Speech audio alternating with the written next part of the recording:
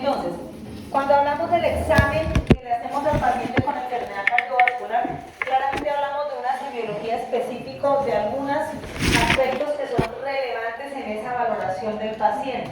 Pero en estructura tendría similar a lo que hacemos: una anamnesis, un examen físico, una exploración por imágenes de los pacientes que sean los pacientes específicos, una exploración funcional y los exámenes de sangre complementarios que debemos manejarlos claramente.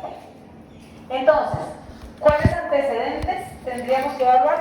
Creo que en la clase pasada ya tocamos de la importancia de conocer los familiares, los toxicológicos y los personales, altamente relevantes. Entonces, ¿para qué? Para poder identificar qué factores de riesgo tiene mi paciente, a qué me estoy enfrentando y cuáles son esas aristas en el plan de intervención que requerirá el usuario que yo esté atendiendo.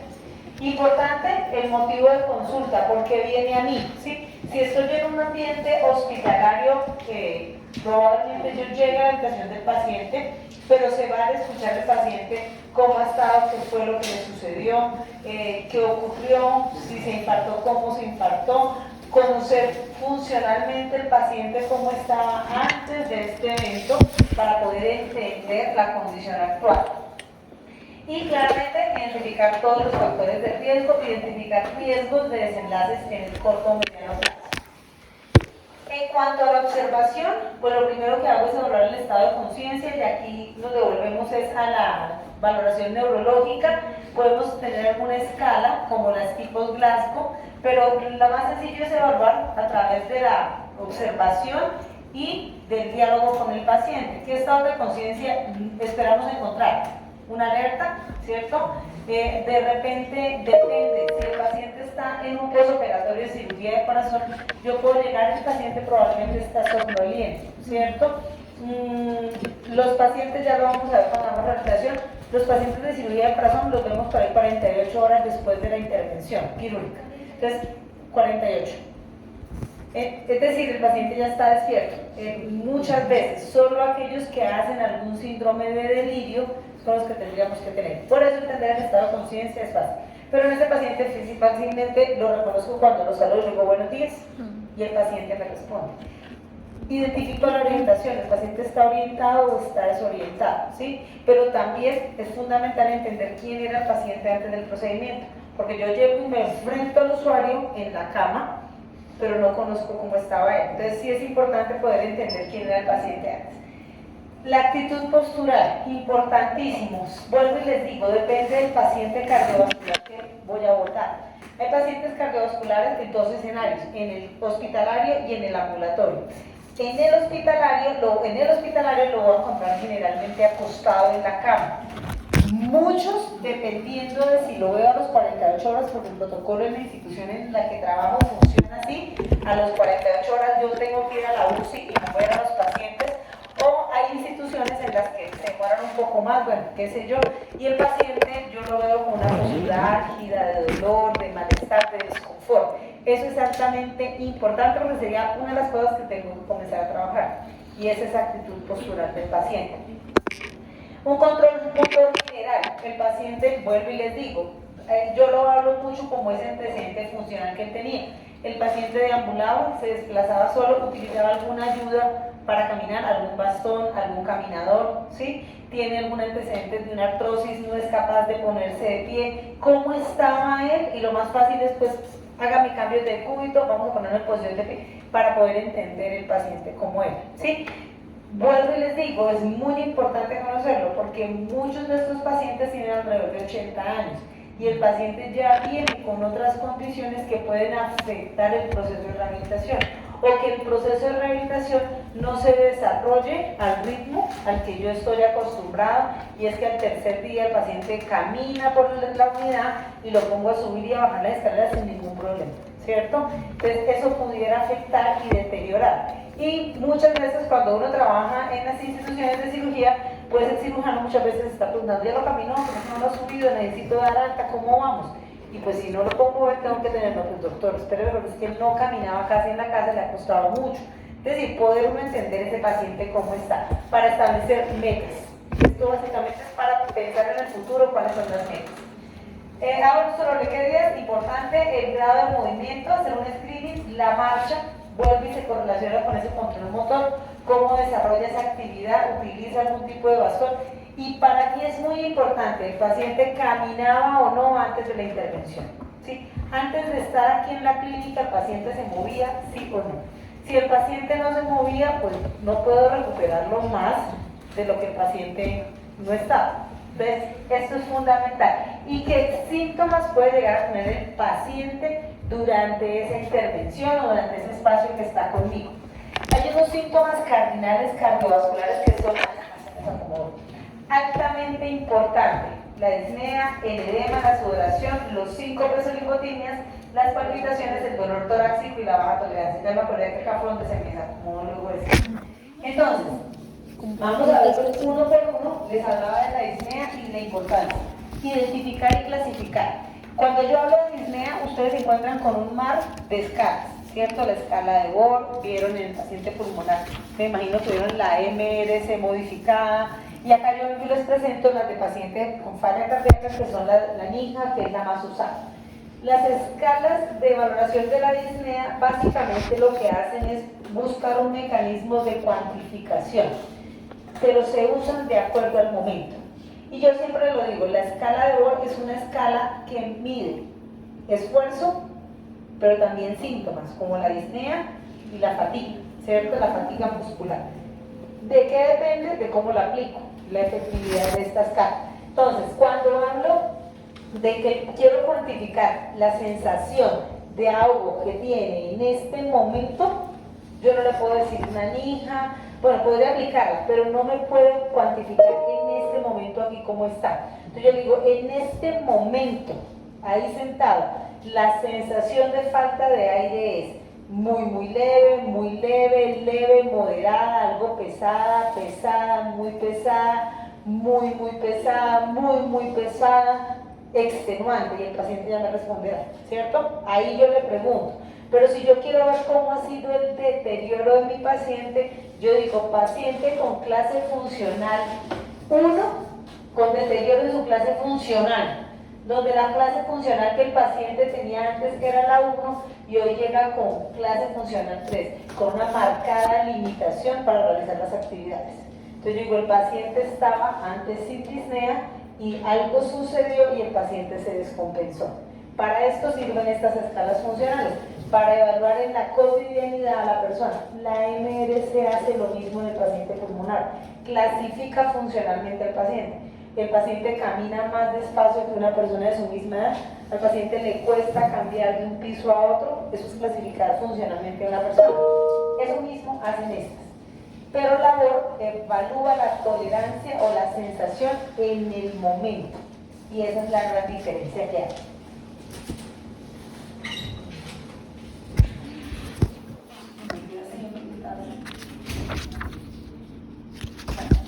Son iguales.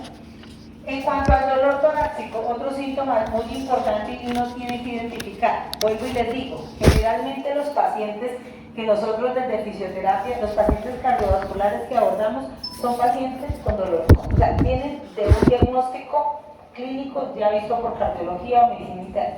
O sea, que no nos están llegando con yo tener que evaluarlo. Ojo.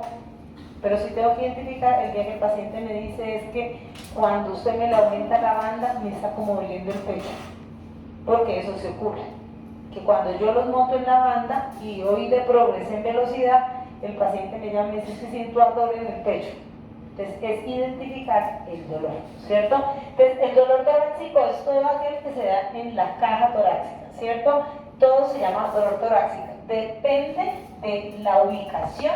Podrían ser causas cardíacas o causas no cardíacas. La mayoría, la prevalencia del dolor torácico es aún más por causas no cardíacas y específicamente por los temas gastrointestinales, ¿cierto? ¿Quién ha sentido un dolor por una esofagitis o una gastritis? Es un dolor terrible, quemante, que se devuelve y usted siente que como que lo están clavando a uno desde el esófago. Ese dolor pues, puede ser confundido y ya se van a dar cuenta con una isquemia por la zona, ¿cierto? Entonces, muchos pacientes o muchos llegan a una clínica y lo que tienen es un cuadro de una úlcera, un reflujo, que se puede enmascarar con una causa cardíaca, ¿sí?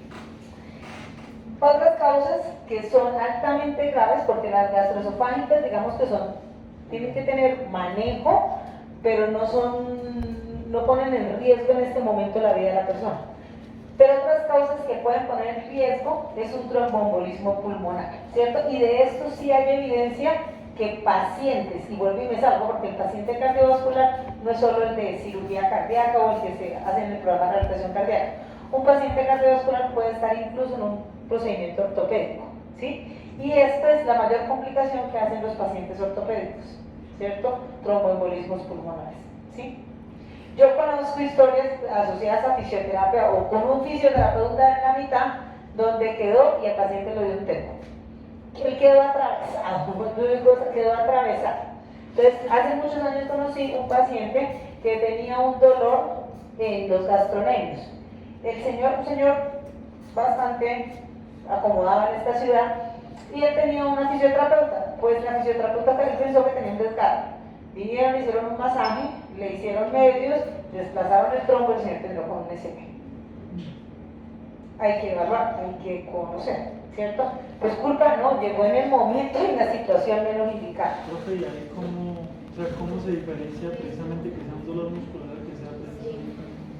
No, depende, digamos que yo no lo podría decir porque primero no tengo la experiencia de saber cómo es ese dolor. Los dolores de trombos, lo que dice la teoría es que es un dolor tipo picar, quemante, que da duro, pero yo más allá no sé. Hay que mirar factores de riesgo, asociaciones, el momento que estaba haciendo, qué ocurrió, qué cambió, ¿sí? Cuando uno evalúa al paciente. Coloraciones, zonas de coloraciones de la... Se coloca también. Se pone caliente, hay rubor y calor, generalmente. Lo que puede dar es una trombosis venosa profunda y luego se desprende ese trombo que va y sube y genera un teco, ¿sí? También conocí otro caso de una muchacha muy joven, pero eso sí he conocido varios, uno en fisioterapia, que de cirugías artroscópicas en rodilla hacen TEPS, ¿no? Entonces hay que vigilar la anticoagulación, se está poniendo, sí, es decir, se está moviendo lo suficiente, está utilizando medidas de compresión, todas esas, porque al final no es culpa de uno, no es ni siquiera culpa del médico, son los factores de riesgo cardiovascular que tenga la persona. Lo que pasa es que me ocurra a mí, digo yo, Dios mío, o sea, ahí es donde entro en pánico, ¿cierto? Pero pues no es culpa de... Yo conozco un caso también que fue bastante importante. Ella iba a rehabilitación de rodilla y llegó a la terapia, se montó en la bicicleta, se desprendió, hizo un TEP en pleno centro de rehabilitación. Eso fue hace muchísimos años. Ustedes digan, pero pues digamos que nadie tiene la culpa, ni los ortopedistas, ni nada. No, son cosas que pueden pasar. Son efectos secundarios, son los riesgos que hay post la cirugía, ¿sí? Entonces, pero es importante identificar si el paciente llega con un dolor, o me refiero a un dolor, cómo es el dolor, cuándo le aparece, cómo le aparece, con qué frecuencia, está asociado a algo, qué ocurrió, ¿sí? Es indagar un poquito más, no los subvaloremos. Un dolor musculoesquelético, esta es una causa altamente importante, las costocondritis. La costocondritis también es un dolor que lleva a urgencias a la persona. Y ustedes saben que como el dolor es en la reja costal, la gente siente que no lo dejan respirar. Y una de las características del dolor anginoso es una sensación opresiva en el pecho que no lo deja respirar. Entonces usted, no puedo respirar, estoy infartando. Y así, yo también he tenido costocondritis, es un dolor tremendo, es una picada que uno dice... Pero no puede respirar profundo porque cuando usted respira profundo ya le clavan a uno y entonces es un dolor que usted dice, me estoy infartando. Y la gente comienza, ¿no será el corazón? Entonces, ¿será el corazón? Entonces uno termina en el médico. Profe, técnicamente una costocondritis, ¿qué es? O sea, sé que es porque a mí me ha pasado, pero no es una sé. inflamación del cartílago. Es una inflamación, el cartílago que rodea las costillas se inflama. ¿Sí? Las causas tienen una relación estrecha al manejo de emociones ¿cierto? Son muy somáticas al estrés, pero también puede dar por un golpe, ¿sí? Pero eso, una consecuencia sería exactamente lo mismo que dicen que un paciente, porque finalmente me pasó, que sentía un dolor en las costillas, exactamente lo mismo, solamente cambia esa zona. Y el dolor de la costilla. Sí, es que ella me decía, y una amiga le pasó y el cuentico del rollo de papel en el oído, no sé. No, No, o sea, a mí ¿Qué? Calor, masaje suave, un masaje duro no se puede, masaje suave y me subo algo con medicamento analgésico. Pero con medio físico modula uno bastante y un masaje suave. Bueno, importantísimo, entonces en las causas cardíacas tenemos las que son de origen isquémico, que es por enfermedad aterosclerótica, y las no isquémicas, que son las otras patologías cardiovasculares. Una pericarditis, una patología de la aorta y una valvulopatía. Ya las vimos, ya saben ustedes de todo lo que les estaba hablando. ¿Cómo se da ese dolor? Aquí este dibujo ya ni me acuerdo dónde lo estos días que volví a pensar que yo esa imagen, no pude recordar. Pero a mí me gusta cuando me he encontrado uno tan explícito como este. Acá habla de las diferentes zonas donde puede dar el dolor. Perdón. Aló, hola nena. Hola amor. ¿Cómo te fue? Estoy en clase.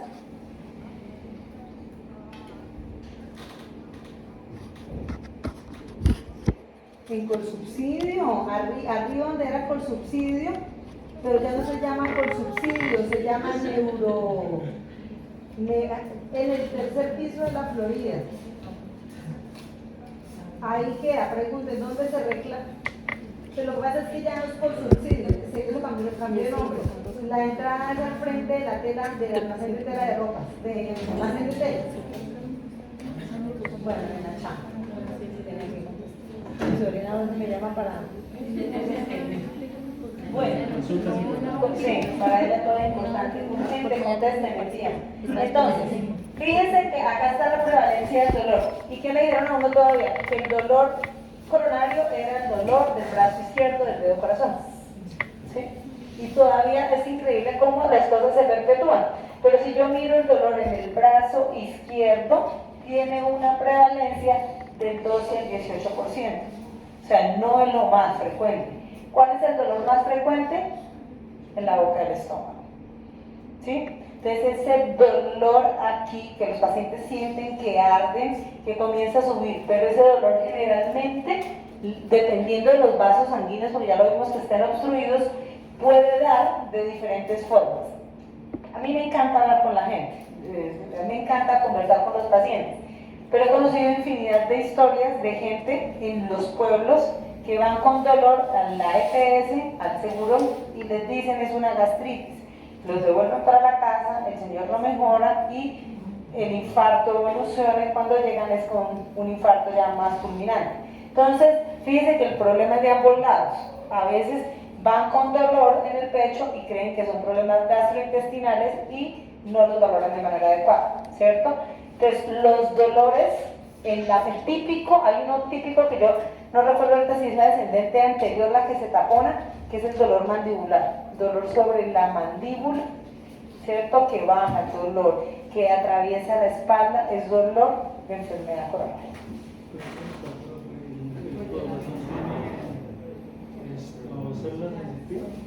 No, es puro dolor referido. Es referido, todo es proyectado. No sientes. No es directamente el corazón. No es directamente el corazón el que duele. Como todas las vísceras, es un dolor referido hacia el cuerpo. ¿Cierto? Pero importante. ¿Cómo es el dolor? Entonces, los pacientes hablan, perdóname acá, calidad o presión fijo y continuo. Si el paciente le para, no es un infarto. Si el paciente siente que es que me mermó. Entonces, a mí cuando mis tías me llaman, yo digo, pues vaya y tómese un Gaviscon o un Gastrofast. Si se le quitó es porque la causa es gastrointestinal. ¿Sí? Si no, hay que ir al médico. ¿Sí? Es la primera solución, porque ya uno descarta que sea el esófago. La localización depende del brazo mayor, depende de la zona, del vaso que se esté tapando. La mayor prevalencia es del retroesternal, que es el de acá, ¿sí? Que se confunde mucho con gastritis. El paciente puede referir un dolor de 2 a 5 minutos hasta 15. Ojo, hago una paréntesis. Aquí hablamos de que es fijo y continuo, pero cuando ya está en una angina estable. Porque yo puedo tener una angina inestable. Porque yo puedo tener paciente que se me monta la banda sin fin y me dice, es que ahorita que me le subió, me dio el dolor. Entonces uno le baja y el dolor se va. Entonces eso es un dolor anginoso.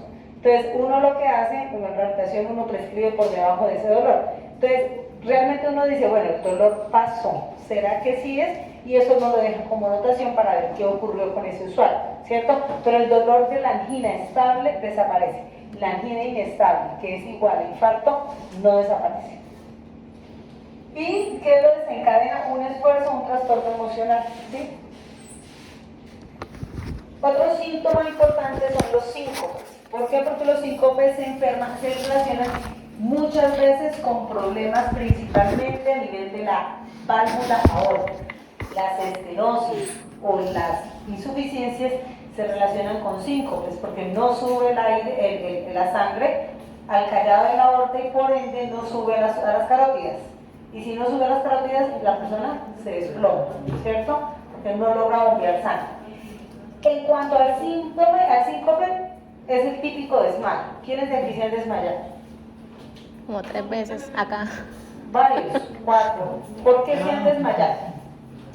O sea, ¿cuál fue la situación? Bueno, si se puede contar, que desencadenó el desmayo o lo que ustedes creen.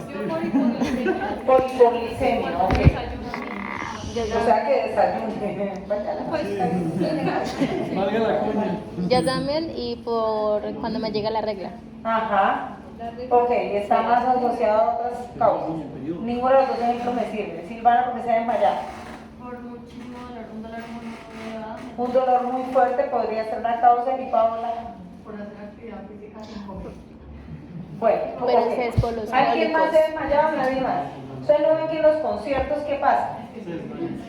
Se desmaya. ¿Por qué se desmayaba la gente? Primero puede ser por sensación de aglomeración, por la sensación y por golpes de calor, ¿cierto? Por el tumulto de gente, hace golpe de calor y la gente se desploma. Esos síncopes son vasovagales. El sistema autónomo de nosotros, pum, viene el parasimpático y tumba a la persona. Probablemente lo que tumbe en actividad física, aunque la actividad física si fue extenuante, podría tener una explicación más por arresto cardíaco. Podría haber otra explicación, pero vamos a asumir que es porque por intolerancia a la actividad. ¿Y qué ocurre? Un desbalance entre los dos, ¿sí? ¿Genera una vasoconstricción refleja? No se genera una vasoconstricción, se genera, hay una modulación, en condiciones normales, el parasimpático y el simpático y el parasimpático se modulan el uno con el otro. Entra el uno, entra el otro, entra el uno, entra el otro, entra el otro. Entonces, si yo estoy sentada y llevo acá, estoy en parasimpático. Pero si yo me voy a levantar, nadie se ha desmayado por un cambio de posición, ¿no? Mareo. Bueno, le da el mareo. Eso se llama presíncopes, ¿sí? Para que hablen técnicamente, presíncopes. Entonces, ¿esto qué ocurre? Cuando yo estoy sentada, pues mi sistema parasimpático me tiene acá en 70, 75 latidos por minuto. Cuando yo me paro, automáticamente mi sistema simpático tiene que entrar a subir la frecuencia cardíaca, porque si yo me quedo en 75, me exploto. Me tiene que entrar el simpático, pero yo no me puedo subir acá a 90, 100, a 120. Tiene que modular el parasimpático. ¿Sí? Ellos trabajan en sinergia. ¿Qué ocurre? Que muchas veces esa modulación no se da de manera regular y cuando yo me paro, si me alcanzó a subir, el otro entró muy fuerte y me desplomó y se me cayó la frecuencia cardíaca, ¿cierto? Esos son síntomas vasovagales. Ocurre el que le sacan sangre y me desmayo cuando me sacan sangre, o yo veo el tumulto o cuando ante pánico, ¡fum!, se va. Eso ocurre muchas veces. A muchas personas les ocurre y tienen síncopes vasovagales. ¿Cómo se diagnostica? Con un examen que se llama mesa vasculante, con el que lo diagnostican. Apuestan a la persona y le van haciendo cambios de posición. Allí también diagnostican si es vasovagal o cardiogénico. nuestros pacientes, esto es para que entiendan, probablemente algunos pueden referir un síncope cardiogénico, y ese sí es peligroso. O sea, el otro también, porque una vez se cae cada uno, pues puede ser peligroso.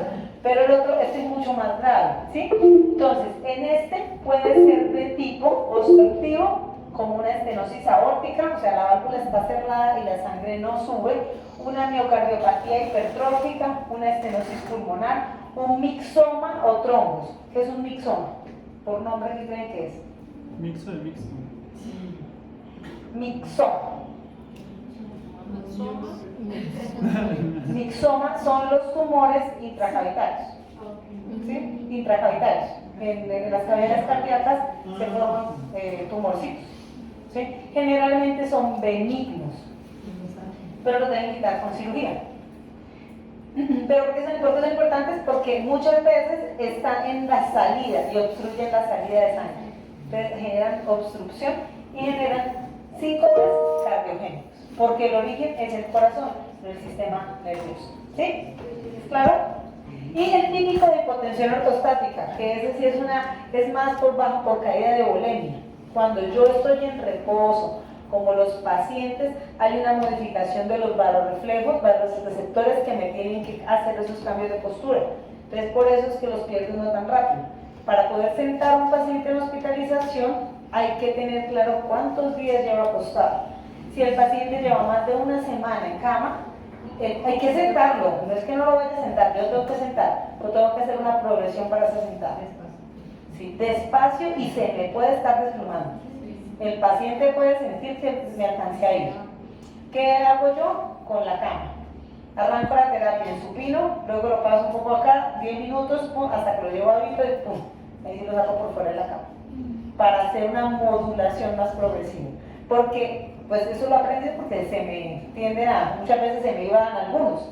Cuando los levantaba, por más de que yo los ayudara y lo hiciéramos despacio, no alcanzaban a tolerar. Llevan tantos días en reposo que les cuesta trabajo hacer el cambio. Pero eso, como lo sabemos, depende. ¿Por qué se va? Porque se genera por alteraciones en la volemia.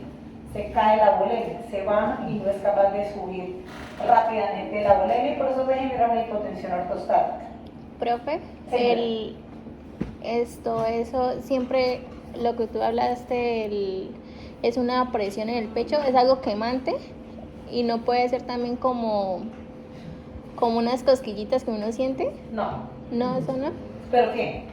En el pecho. Pero el dolor. Sí, es que No. me ha pasado cuando yo me desmayaba. ¿Y usted siente? Sí. ¿Usted siente que se va a desmayar? Entonces que todavía no me he hecho la mesa basculante. ¿Pero usted siente que se va a desmayar? Sí. Bueno, yo no sé en esto, no lo he leído, pero por experiencias personales cercanas no sabía, y puede ocurrir con el síncope, ahorita que lo asocio, lo que ocurre con las convulsiones. Y es que está el aura de la convulsión. Son como los síntomas que preceden bueno, pero sabe que sí, porque ya que me acordé, cuando estudié, tuve una paciente que quedó con una cardiopatía posembarazo, pero eso no le va a ocurrir a usted. No se preocupe. Y ella quedó con Asustada. ¿sí? Y entonces ella cargaba, creo que galletitas de sal y un sobrecito de sal, para cada vez que ella comenzaba a sentir que se iba a desmayar, se ponía la sal para que no se fuera a desmayar. Entonces sí pueden sentir algo, sí puede haber una sensación de que me va a ocurrir. Un refisal a Luis. ¿Cómo va a ocurrir? Uno siente los síntomas y ya sabe cuál es el principio. Recuerda, Luis, un refisal. Ok, sí, ¿qué es lo que está precediendo? Entonces, el objetivo sería que la persona lo alcance, primero se alcance a poner en un estado seguro, para que no se vaya a caer. Sí. Y intentar evitarlo, ¿no? Si hay maniobras para evitar que se dé, hay que intentar evitarlo. Bueno, el siguiente punto, señora, yo sé que el síncope siempre le genera dudas. Es que yo no he leído mucho al respecto, pero sí he oído mucho que también hay como un síncope que se llama síncope neurocardiogénico. Sí. O sea, Ok. el contexto es general, como Neurocardiogénico. es diferente al cardiogénico solito. Generalmente es vasovagal y neurocardiogénico o cardiogénico. El vasovagal es la modulación autonómica, esa es propiamente modulación. Y el cardiogénico sí trae eso que lo dije en el corazón, porque hay causas cardíacas que obstruyen la salida. Sí, entonces, claro, se desmaya uno porque no sube sangre a la cabeza. Entonces, como más como cuestión de término. Pero sí. De término, sí, neurocardiogénico, podría ser. Depende de todas las miradas. En la mesa le clasifican a uno, pero los informes de mesa basculante lo explican claramente. El otro síntoma importante es el edema.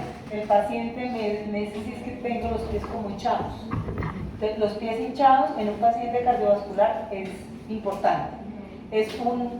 Clínicamente tiene alta relevancia. ¿Cómo evaluamos? Ahorita hablamos brevemente. ¿Cómo evaluamos el edema? Con FOB, porque el edema de los pacientes cardiovasculares generalmente es bilateral. Son las dos piernas las que se hinchan.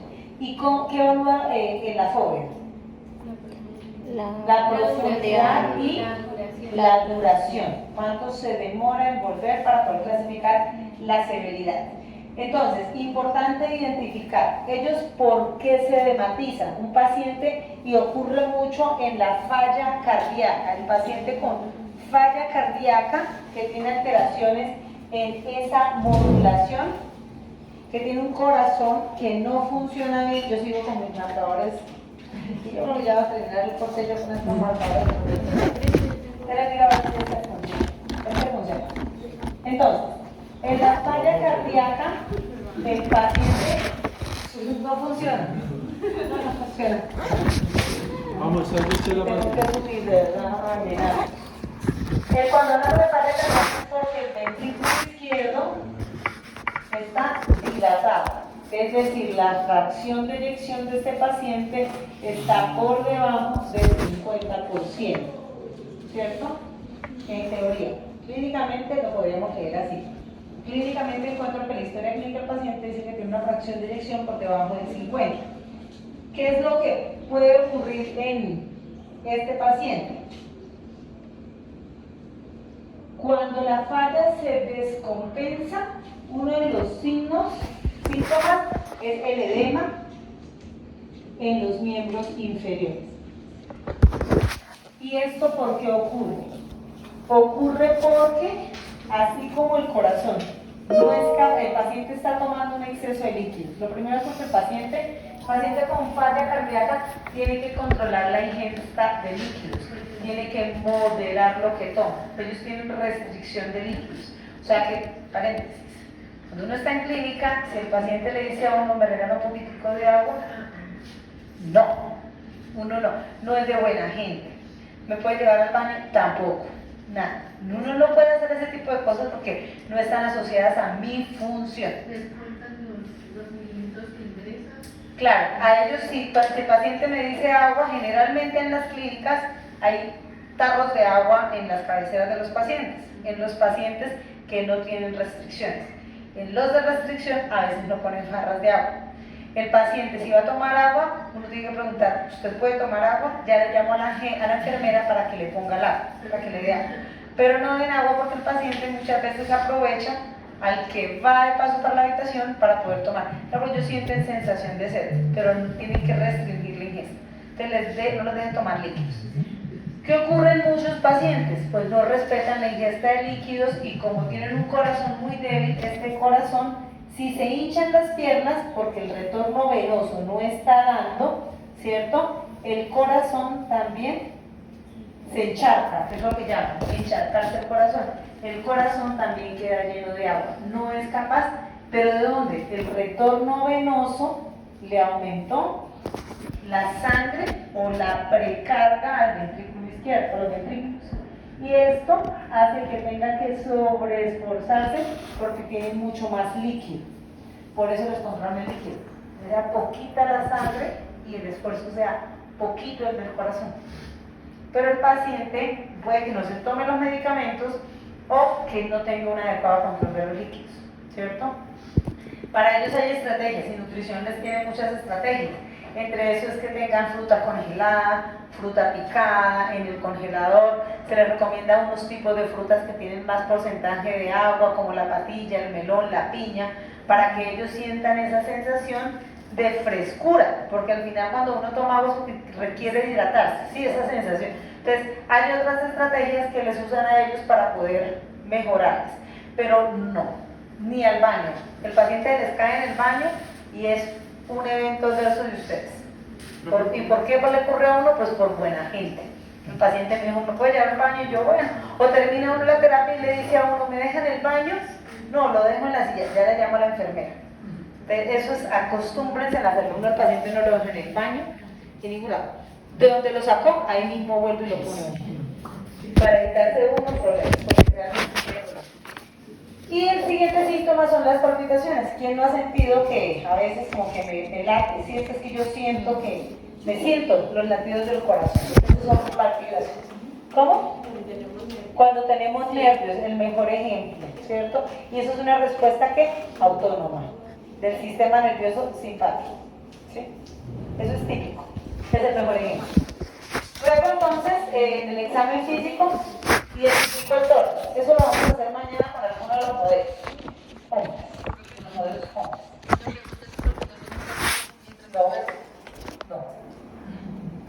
No, y ahí ahorita que damos electro, hay un tipo de arritmia cardíaca que no pone en peligro la vida, pero sí es muy molesta, que se llama taquicardia supraventricular paroxística. Y es la que tiene más alta prevalencia, es la que mucha gente tiene, que la siente como palpitaciones o que eso. ¿Listo? Bueno, entonces acá vamos a identificar la zona. Siempre es bien importante, si yo en el examen físico voy a evaluar un niño, siempre evaluar las curvas de crecimiento del niño, la relación de tasa y de talla y peso. Es muy importante para poder atender al niño.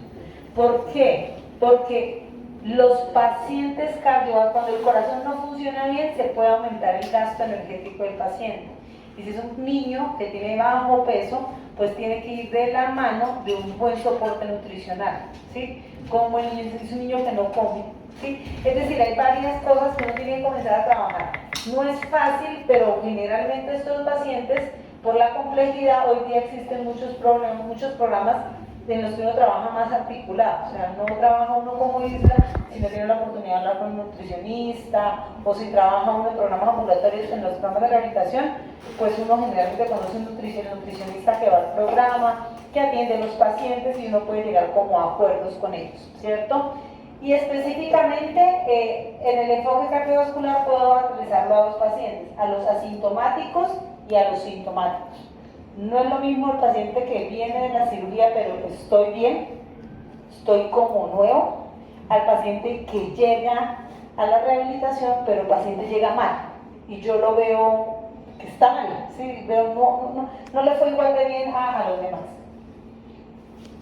Esto lo vamos a hacer, vamos a ubicar el corazón está en la parte, esos son como los bordes del corazón, en el segundo espacio intercostal, en la segunda costilla, sería el borde superior de lo que nosotros llamamos el corazón, hasta la sexta costilla, y en el lado derecho en el borde esternal derecho, y en el izquierdo con mi línea medio clavícular, es como acá.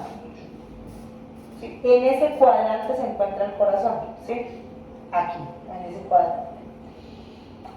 Si es una persona joven, también lo vamos a hacer en el aula mañana, vamos a identificar que no tenga ningún tipo de bueno, se van a dar cuenta que quienes acá son muy delgados. Si es alto, no, pero si es alto y si es delgado. O sea, sí podría ser. Julián también es delgado. Y eso le voy a decir de las niñas, bueno, Emily no puede. Paula. Paula. Vamos a ver si se les resalta, que es el latido asfixiano. Acuéstense esta noche todos en la cama y obsérvense y se ven. Sostengan la respiración, ahí ya se lo va a ir. Exacto, la barriga salta. Lo que salta es el latido asfixiano, es la aorta que brinca por la sístole. No, no. Es normal verlo, ¿no? No es una alteración. Es completamente normal, hace parte de la fisiología. No llegué. Sigue. Y lo- Era la patadita.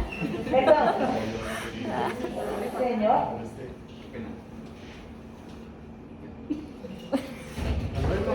sí. Bueno, en cuanto a los signos vitales, pues toma de frecuencia cardíaca, mañana lo vamos a hacer, pero ya en otra actividad, no lo vamos a hacer como parte práctica porque pues creo que en este nivel ya ustedes todos toman buena atención, pues sin embargo yo mañana les voy a evaluar no, les voy a vigilar cómo están haciendo esa toma de tensión arterial, ¿sí? Pulsos, ingurgitaciones, ojo, es importante palparnos los diferentes pulsos, ya los vamos a ver, y la ingurgitación yugular es la dilatación, hay dos, una cosa es la danza carotidia y la ingurgitación. La danza es cuando vemos que la carótida se mueve, que en cada pulsación la carótida se mueve. ¿Eso es raro? Pues claramente. Es ese que se puede ver que tiene una... Pero no me enredo. Y la ingurgitación yugular es que yo veo aquí la vena yugular, la veo como dilatada y protuida. Como un signo clínico. Ah, ya. Sí, sí, es un signo clínico. El niño se le protuye aquí la yugular. ¿Sí? Pero no solo al niño, en general. En los pacientes con falla cardíaca la ven. O sea, si usted a un paciente con falla cardíaca le encuentra edema en las piernas y la yugular aquí mostrándose y viéndose, preocúpese. Déjelo quieto. Porque tiene signos de descompensación. El paciente tiene que ir a hospitalización. Y en el examen miramos el color, ¿sí? Si el niño tiene unas, bueno, si es un niño, si está cianótico, miramos el estado de la cianosis, si está rojizo, ictérico, y manifestaciones hemorrágicas como que haya eritema, úlceras, gangrena o algún tipo de nódulo.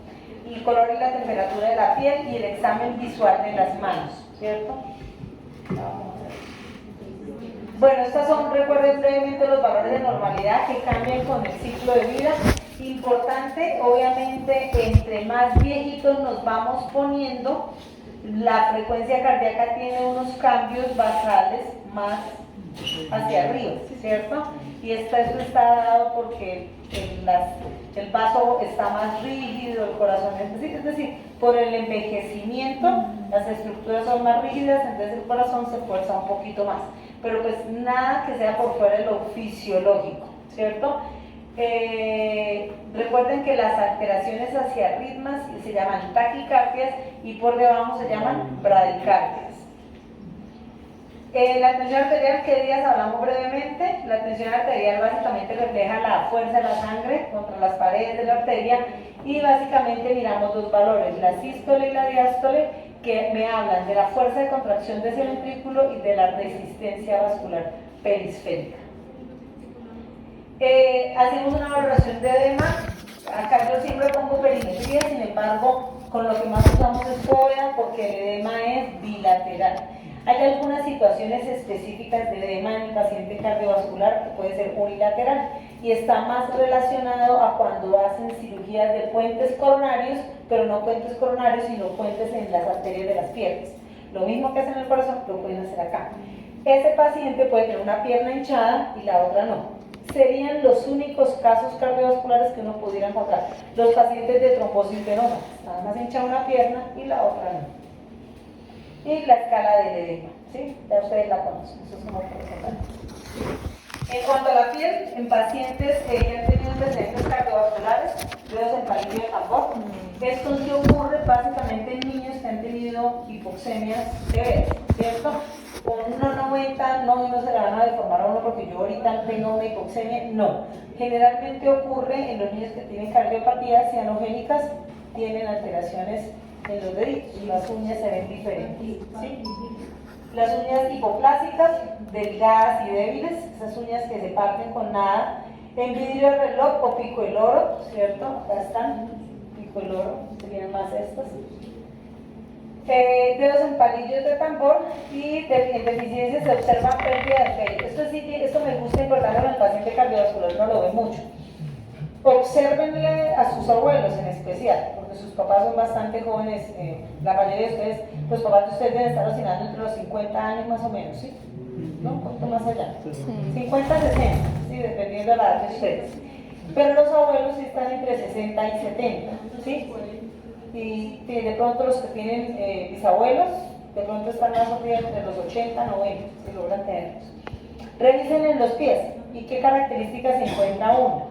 En condiciones normales, uno tiene pelitos en los deditos, tiene pelitos en las piernas. Esas alteraciones en el color, no sé si se han observado que muchos adultos mayores tienen la parte de abajo mucho más oscura, como negrita. Eso es un signo claro de una insuficiencia venosa. Paciente que tenga esa coloración es una insuficiencia venosa. En las piernas, usted le ve a la señora, como una de las imágenes que yo puse, se ve como manchoso, como más oscuro. Manchitas. O Pero es como todo un patrón, arranca con manchita y baja, se le ven más oscuras las piernas. Es un problema de insuficiencia venosa. Observen las uñas. Las uñas, sí se han dado cuenta que los adultos mayores las tienen gruesas, ¿cierto? Sí, a todos vamos para allá, todos vamos para allá. Estas uñas hablan de una pobre vascularización del lecho uveal y se ponen gruesas, y favorece la presencia de hongos, ¿cierto? Pero esos son signos de insuficiencias venosas y arteriales en el paciente, ¿sí? El talón seco y ajado, esa resequedad es signo de insuficiencia de enfermedad arterial. ¿Cómo? No es el rollo de pielesquita, sino a nivel vascular. Claro, son problemas vasculares principales. Por eso es que hay que cuidarse las piernas desde jóvenes. ¿Cómo se las cuida? Medidas de compresión. Es la mejor forma. No, las de ovaris valen 70.000, 75, 80, las de hasta acá. Pero es que yo necesito por la necesidad. profe, ¿son esas arañitas?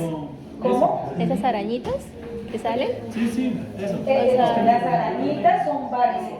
Las varices son una manifestación clínica de una insuficiencia venosa superficial, que probablemente sea la expresión de una insuficiencia venosa profunda.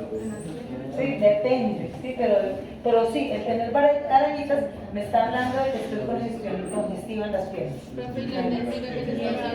¿Cómo? La técnica que se está usando actualmente de inyectar esas venas. Además que Voy a hacer un paréntesis porque ese tema es chévere. Cuando uno habla de insuficiencia venosa, está hablando de la safena principalmente, que es la vena más grande que tenemos en el pie, que funciona con la contracción de los gastrocnemios. Por eso es tan importante tener unos buenos gastrocnemios. Entre más masa muscular y más rigor, hay bomba muscular. ¿Se está poniendo media, cierto? Pues para bolas. Entonces, esta safena es la que se dilata. Entre más agrandada esté, hay insuficiencia. Quiere decir que ya no se está cerrando para favorecer el retorno venoso. Pero ella no actúa sola. Esta safena se conecta con un sistema venoso superficial, ¿cierto? Ellos se conectan a través de unas venas conectoras. Esta es la superficial, la safena superficial, todas las que uno ve. Y estas tienen obviamente alrededor unas redes capilares más chiquiticas. Estas chiquiticas son las que tiene uno de varices.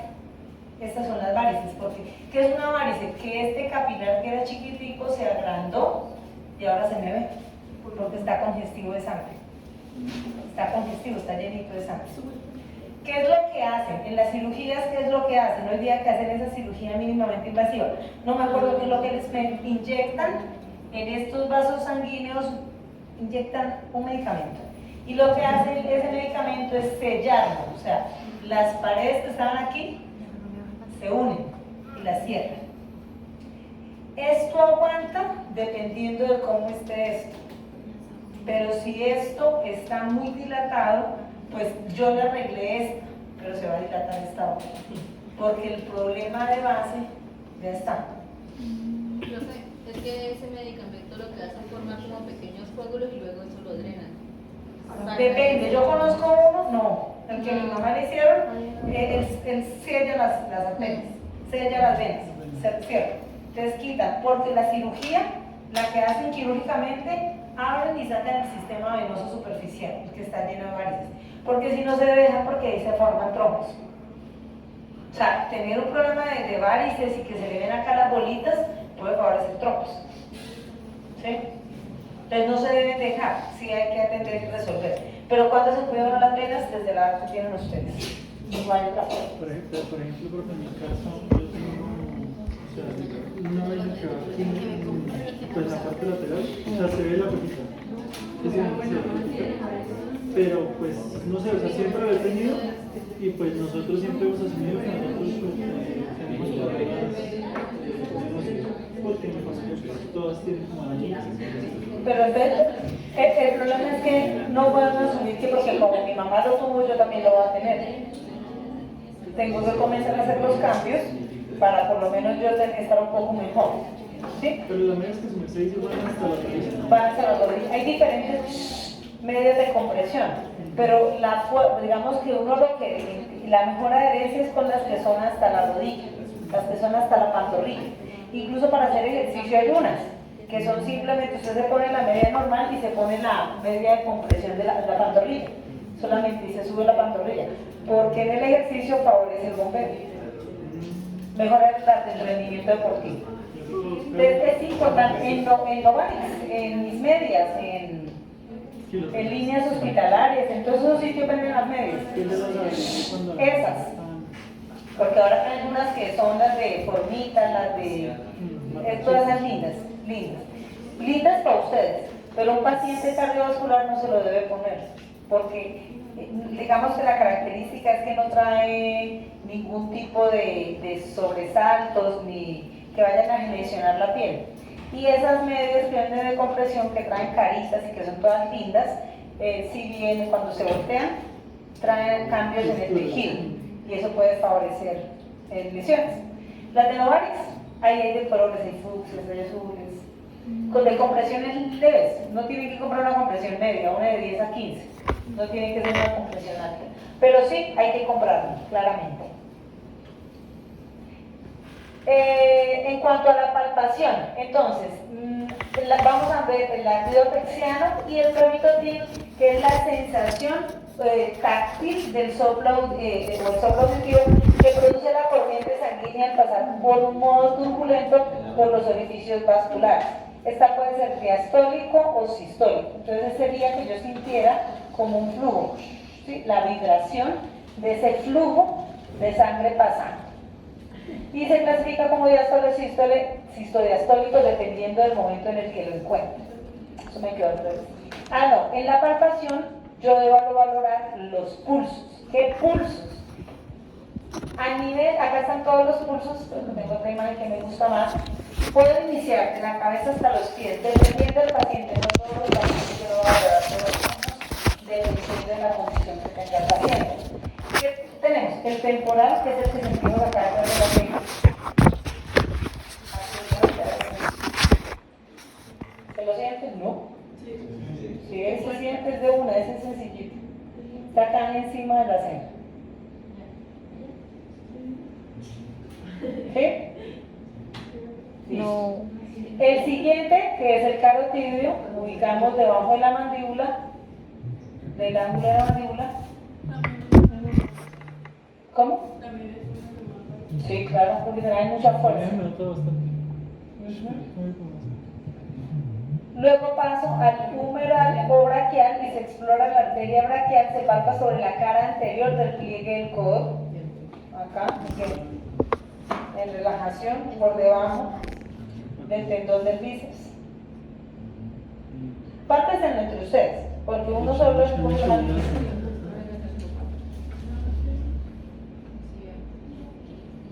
Profe, ¿dónde estamos? Ay, ya, lo encontré. Sí, ya lo encontré. Sí. ¿Sí? Mañana luego lo miramos el ejercicio. Y los del miembro inferior que tendríamos, perdón. Por otro lado tenemos el axilar, es aquí metiendo la mano sobre el axilar, ahí se debe sentir. El radial, y el cubital. Aquí tendríamos dos, ¿no? Porque son dos arterias, las que están violando. ¿Listo? Y en miembro inferior tendríamos el femoral, explórense en la casa. El pedial, mañana hacemos el pedial también allá en el aula. Y también hacemos el femoral, a veces realmente lo logramos detectar. ¿Sí? Uno abre la pierna Sí, y se siente. que se relaja, se siente el femoral. Por eso les digo, explórense para que ustedes aprendan a sentir. Es un pulso muy fuerte, porque lo mismo viene de la aorta descendente. ¿Cómo? El del pie, sí, en el pie hay dos. Está el pedial y el tibial posterior. El tibial posterior está detrás del maléolo. Mañana lo hacemos. Ustedes se lo buscan aquí, en esta parte detrás del maléolo. Parece que acá pues yo no me lo voy a sentir porque no está tan fácil, pero ahí atrás y se siente duro. Y el pedial está en donde están los extensores Ay, de profe. los dedos. Se controló. Cuando funciona solo. Dice que Hasta ahí llegó la radio.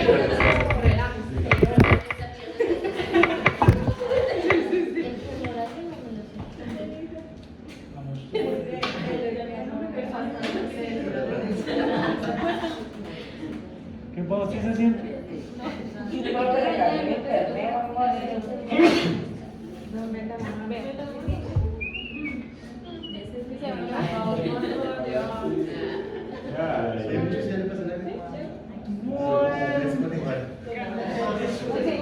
Pausa activa. Pero me encanta que diga el tipo de tipo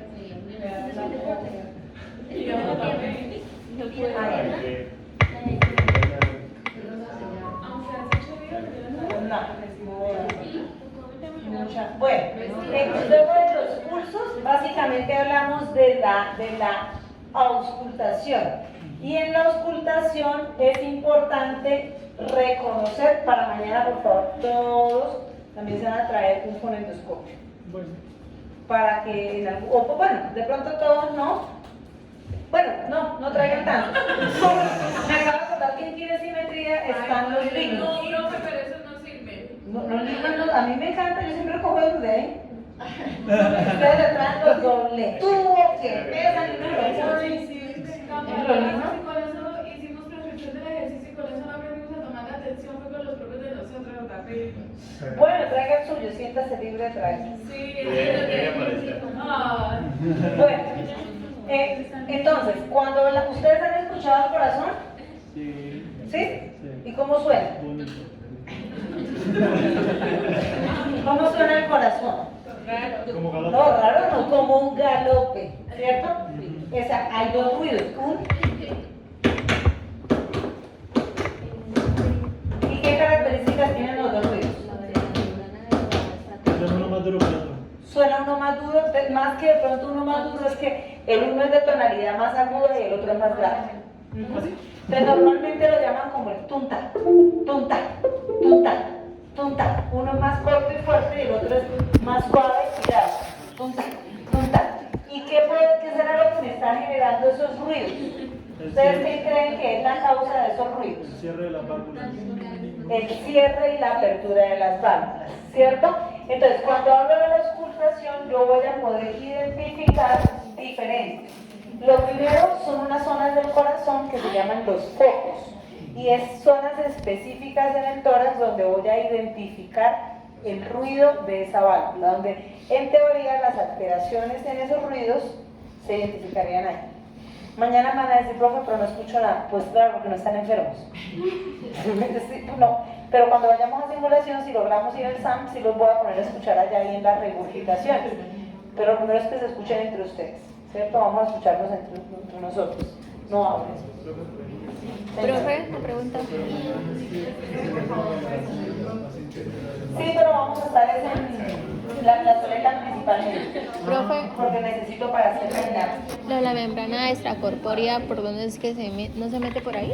Por La la, membrana extracorpórea. o sea, la, ¿Lengua? o sea, la, ¿Por dónde la se esta, por dónde por dónde sacamos se, catéteres? sí. Por lo que está preguntando. ¿De qué? De la ESMO. De la ESMO. La ESMO y una membrana, bueno, membranas extracorpóreas, está la circulación extracorpórea y la membrana extracorpórea, dependiendo del tipo de ESMO. Hay ESMO venovenoso, venoarterioso y arterioarterial. Dependiendo de la zona, entran por a qué nivel suprabio o por el cuello y a nivel inguinal. Pero depende de que estén conectando. Si las arterias ¿Cómo? No, yo he visto dos. Depende, si es paciente, creo que, no me acuerdo. No me acuerdo porque yo no hace rato ni estudio ni veo. Pero depende. Los pacientes de corazón se manejan con un tipo que creo que es venoarterial y los de pulmón creo que es arterial solamente. No sé. Pero yo le pregunto a Felipe. Felipe sí me dice. Él maneja eso. Entonces, bueno, vamos a terminar. Porque en los focos existen unos tipos de focos. Dependiendo de la zona, vamos a tener el foco. De los focos, uy, no.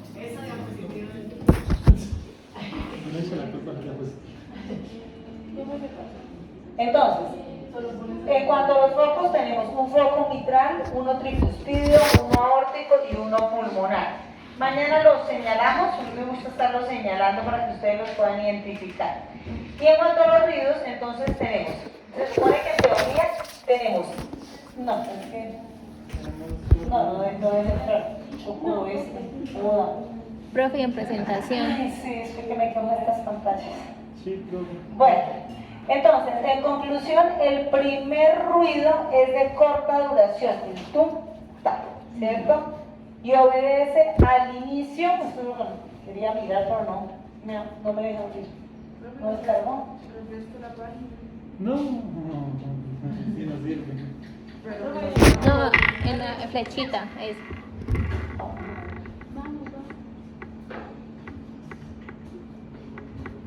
¿Por no descargar? Creo que es por memoria, Nuestra la descargas y se enchufa un... Sí. Pero no, todo disco externo, para mí lo más fácil es conectar programas. Hay que tener... No, hay que tener números. Hay que decirle a la universidad que compró un internet. Hay que decirle a la universidad y que tenga unos equipos. Sí, señor. Bueno, entonces, estos ruidos reflejan los momentos de cierre y apertura de las válvulas. Cuando hay ruidos adicionales o desdoblamientos, estamos hablando de eso que llamamos como soplos, ¿cierto? Esos desdoblamientos o que uno siente como el es porque hay un tercer ruido, pues digamos que hay soplos, se van a dar cuenta que suena puede ser que la sangre se esté regurgitando, ¿cierto? Hay uno que es como un dependiendo de la alteración. ¿Qué generan ruidos? Los prolapsos de las válvulas, los CID, los CIA, las ingurgitaciones. Bueno, la tetralogía de Fallot tiene un ruido específico porque suena toda la alteración. Entonces, al final, ¿qué es lo importante? Realmente muy importante, entender el tuntán y aprender a tomar la frecuencia cardíaca con el tuntán, porque somos buenos tomándola acá, pero cuando pongo en el fonendo, los dos ruidos me confunden y termino contando el tum y el tan, tum, tan, 1, 2, 3, 4, 5, 6, 7, 8 de taquicardias. ¿Listo? Vamos a pausar. Mañana, entonces, digamos que el objetivo mañana, ¿cuál es? Mañana hay dos cosas que vamos a hacer. Una primera parte que es la semiología y lo otro que vamos a hacer pruebas. Yo sé que caminata de 6 minutos ya han hecho muchas veces, sin embargo, no la saben hacer bien y la van a aprender. Entonces mañana la vamos a volver a hacer para que vean. Y otras pruebas de capacidad funcional de miembros superiores. Eso es lo que vamos a hacer mañana. Entonces por eso tengo que aprovechar la plazoleta.